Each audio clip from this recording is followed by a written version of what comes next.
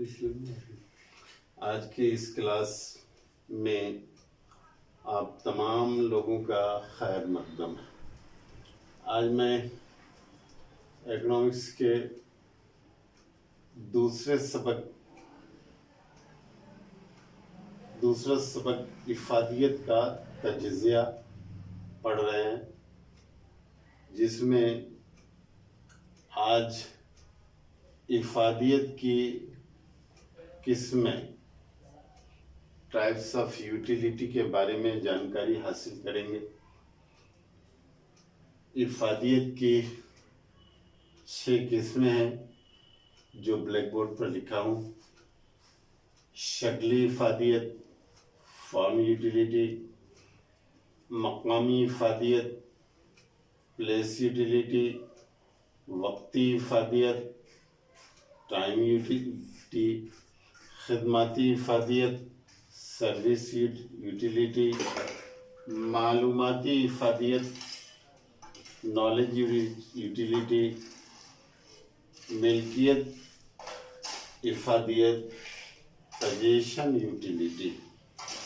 اب میں ہر ایک کی تعریف میں مثال کے ساتھ آپ کو واضح کرنے کی کوشش کروں گا۔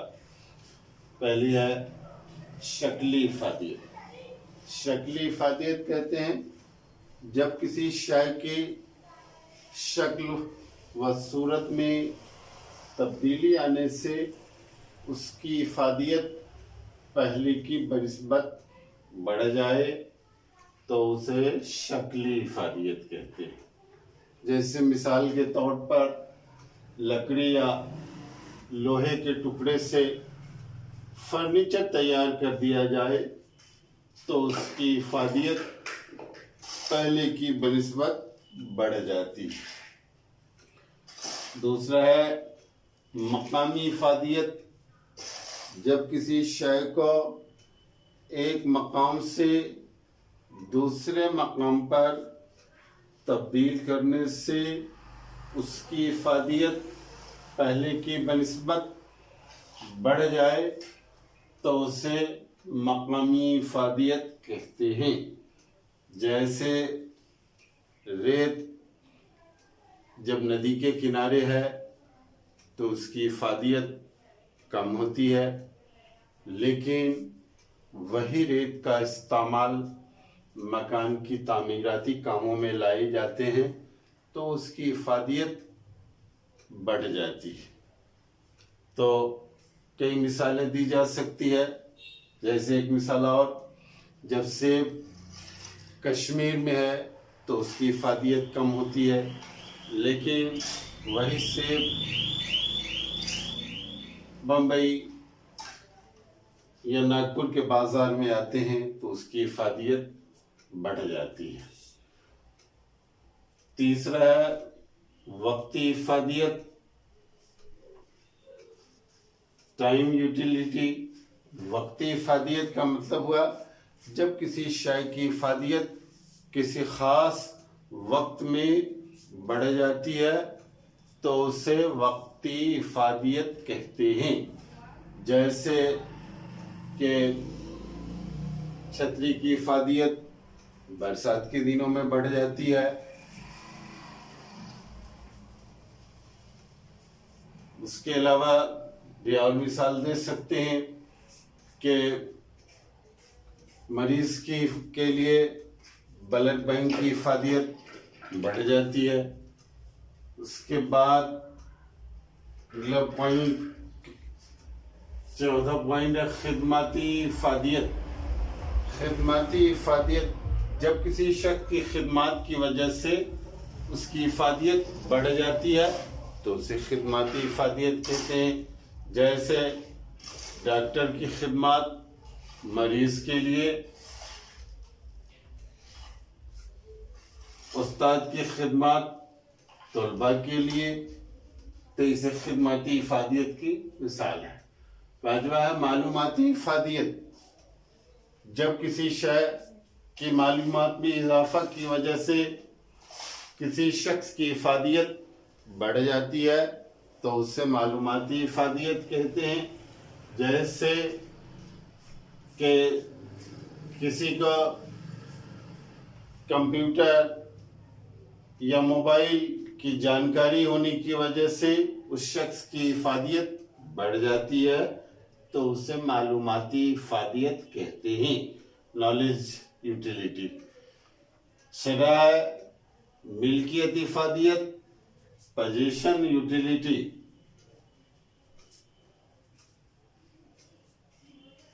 جب کسی شے کا اختیار دوسرے شخص سے خود کی ملکیت میں منتقل ہوتا ہے تو اسے ملکیت افادیت کہتے ہیں.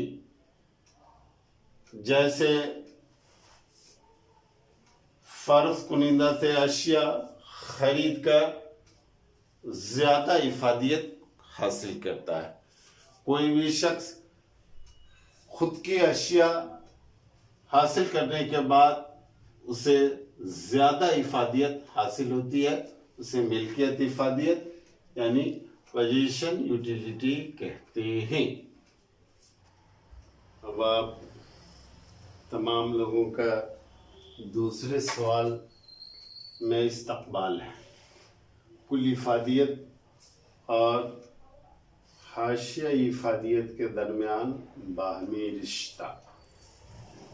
کل افادیت اور حاشیہ افادیت کے درمیان ایک باہمی رشتہ ہے جسے میں جدول اور ترسیم کے ذریعے سمجھانے کی کوشش کروں گا.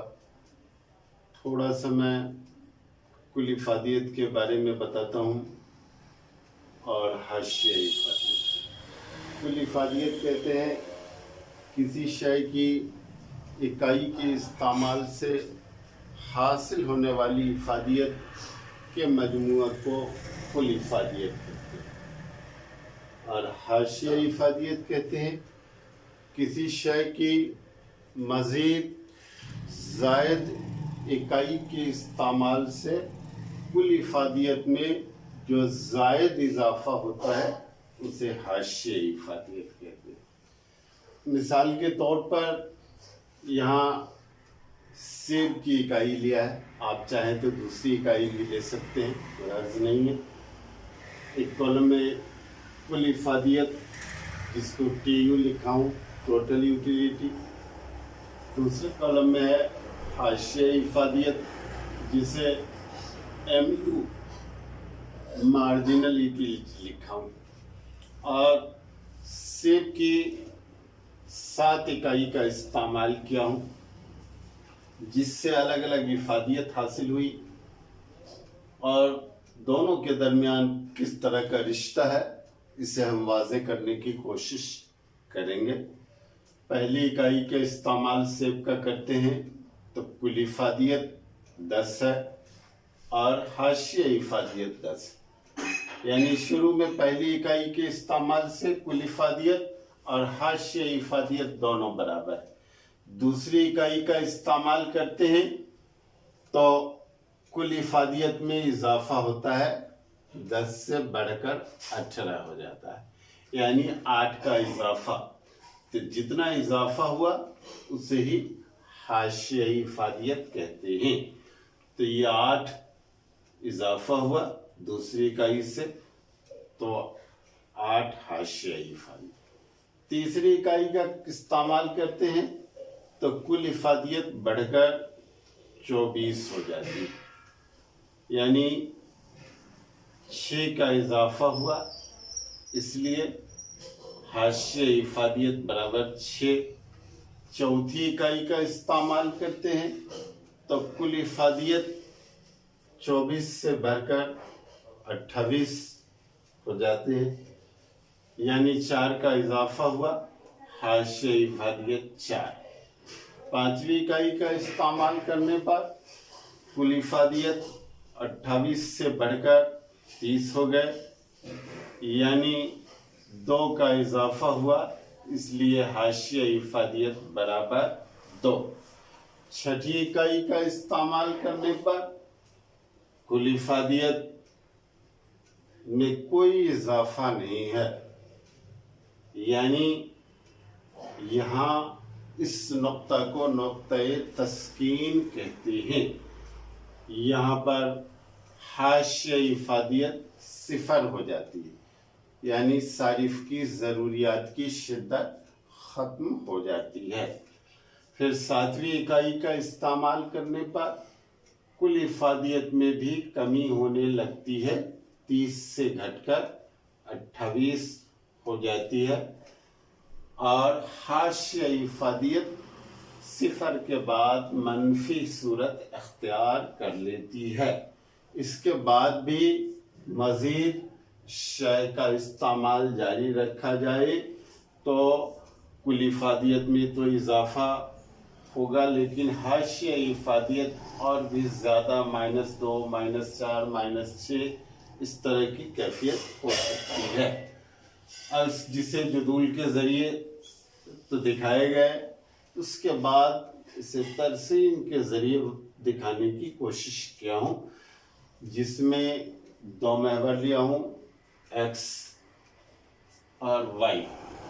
x महवर पर सेक की इकाई को लिया हूँ, और y महवर पर इफादियत, जिसमें पहली इकाई से देख रहे हैं कि कुल इफादियत और हाशिया इफादियत दोनों बराबर है, तो ये ऊपर की लाइन जो है TU टोटल यूटिलिटी जो है इस जानिब बढ़ रहा है, और मार्जिनल यूटिलिटी ये नीचे की जानिब आते आते सिफर के बाद मनफी सूरत अख्तियार कर लेती है। तो ये इसको एक जदूल और तरसीम के ज़रिए वाज़ेह करने की कोशिश की गई है। इसलिए कुल इफादियत और हाशिया इफादियत के दरमियान एक बाहमी रिश्ता है, जिसे हम लोगों ने जदूल और तरसीम के ज़रिए देखा, जिससे इन बातों का इल्म होता है।